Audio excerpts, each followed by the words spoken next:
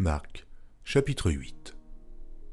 En ces jours-là, une foule nombreuse s'étant de nouveau réunie, et n'ayant pas de quoi manger, Jésus appela les disciples et leur dit : « Je suis ému de compassion pour cette foule, car voilà 3 jours qu'ils sont près de moi, et ils n'ont rien à manger. Si je les renvoie chez eux à jeun, les forces leur manqueront en chemin, car quelques-uns d'entre eux sont venus de loin. » Ses disciples lui répondirent : « Comment pourrait-on les rassasier de pain ici, dans un lieu désert ?»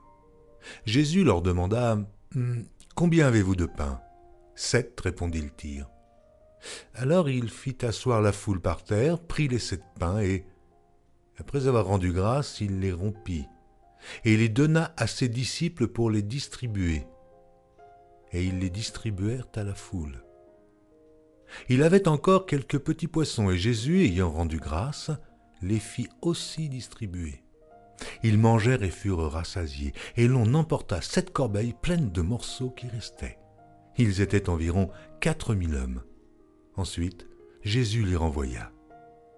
Aussitôt, il monta dans la barque avec ses disciples et se rendit dans la contrée de Dalmanuta. Les pharisiens survinrent, se mirent à discuter avec Jésus et, pour l'éprouver, lui demandèrent un signe venant du ciel. Jésus, soupirant profondément en son esprit, dit : « Pourquoi cette génération demande-t-elle un signe ? Je vous le dis en vérité, il ne sera point donné de signe à cette génération. » Puis il les quitta et remonta dans la barque pour passer sur l'autre bord. Les disciples avaient oublié de prendre des pains. Il n'en avait qu'un seul avec eux dans la barque. Jésus leur fit cette recommandation : « Gardez-vous avec soin du levain des pharisiens et du levain d'Hérode. » Les disciples raisonnaient entre eux et disaient : « C'est parce que nous n'avons pas de pain. » Jésus, l'ayant connu, leur dit : « Pourquoi raisonnez-vous sur ce que vous n'avez pas de pain ? Êtes-vous encore sans intelligence et ne comprenez-vous pas ? Avez-vous le cœur endurci ? Ayant des yeux, ne voyez-vous pas ? Ayant des oreilles, n'entendez-vous pas ? Et n'avez-vous point de mémoire ? Quand j'ai rompu les 5 pains pour les 5000 hommes, combien de paniers pleins de morceaux avez-vous emportés ? 12, lui répondirent-ils. Et quand j'ai rompu les 7 pains pour les 4000 hommes, combien de corbeilles pleines de morceaux avez-vous emportés ? 7, répondirent-ils. Et il leur dit : Ne comprenez-vous pas encore ? Ils se rendirent à Bethsaïda, et on amena vers Jésus un aveugle, qu'on le pria de toucher. Il prit l'aveugle par la main et le conduisit hors du village, puis il lui mit de la salive sur les yeux, lui imposa les mains et lui demanda s'il voyait quelque chose. Il regarda et dit : « J'aperçois les hommes, mais j'en vois comme des arbres, et qui marchent. » Jésus lui mit de nouveau les mains sur les yeux, et, quand l'aveugle regarda fixement, il fut guéri et vit tout distinctement.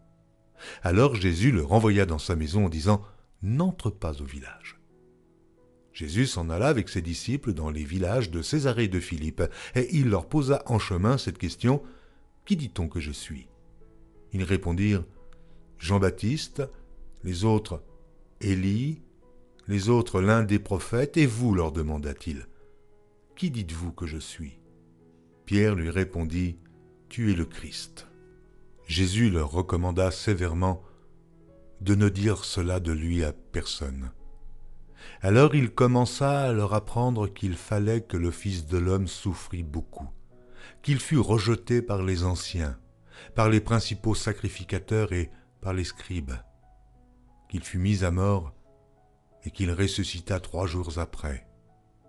Il leur disait ces choses ouvertement, et Pierre, l'ayant pris à part, se mit à le reprendre.